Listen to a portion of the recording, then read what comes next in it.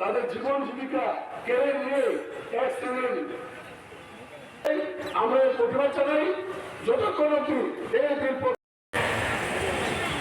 ত্রিপুরার যেতে শুধু রেগা আইন কেন, কোন আইনেই এখানে চলে না, সব আইনেই এখানে ভোটা হয়ে আছে। এখানে সব আইনই হলো মন্ডলের আইন, সব আইনই হলো তথাকথিত রাষ্ট্রবাদীদের আইন।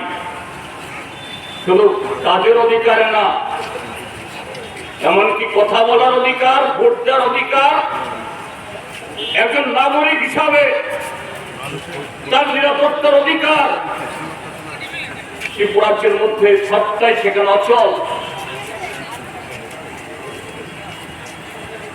যেখানে তারা বলছিল এখানে যদি দিল্লি এবং রাজ্যের সরকার যদি একই দলের হাতে আসে, ডাবল ইঞ্জিনের সরকার, ট্রিপল ইঞ্জিনের সরকার হয়, একেবারে প্রথম মন্ত্রিসভা থেকে 100 দিনের জায়গাতে 200 দিন কাজ হবে, 170 টাকার জায়গাতে 340 টাকা মজুরি হবে। গত 7.5 বছর, 15 বছরে 40-45 দিনের বেশি হয়।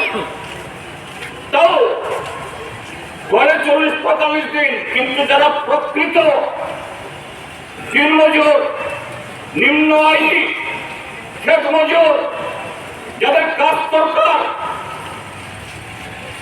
তাদের প্রাপ্য 40-42 দিন নয়, আরো কম। তাহলে 40-42 দিন গড় হয় কি করে? প্রত্যেক মন্ডলে মন্ডলে, প্রত্যেক গ্রাম পঞ্চায়েতে শাসক দলের কিছু ঠেঙ্গারি বাহিনী, তারা তাদেরকে বলেন দেবতুল্য কার্যকর্তা। এই দেবতুল্য কার্যকর্তা তাদের অ্যাকাউন্টে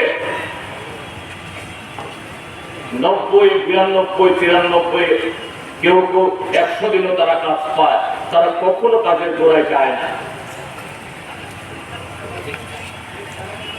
কি করে এগুলো?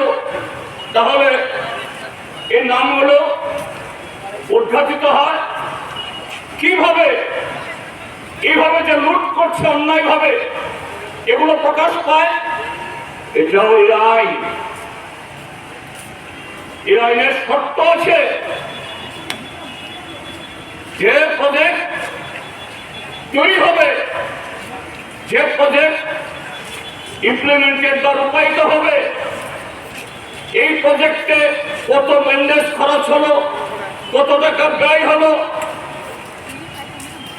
ওয়েবসাইটে আপলোড করতে হবে। আপনারা যারা স্মার্টফোন ব্যবহার করেন, এখনো যেহেতু নতুন আইন তৈরি হলেও রাতারাতি এই রেগার সমস্যাগুলো মুছে যায়নি। ত্রিপুরাজ্যের যে কোনো গ্রাম পঞ্চায়েত, যে কোনো ভিলেজ কমিটি, যে কোনো ব্লক, ত্রিপুরাজ্য কেন সারা দেশের আপনি মোবাইলে দেখতে পাবেন, দেখবেন সর্বত্র এইভাবে পুকুর চুরি হচ্ছে।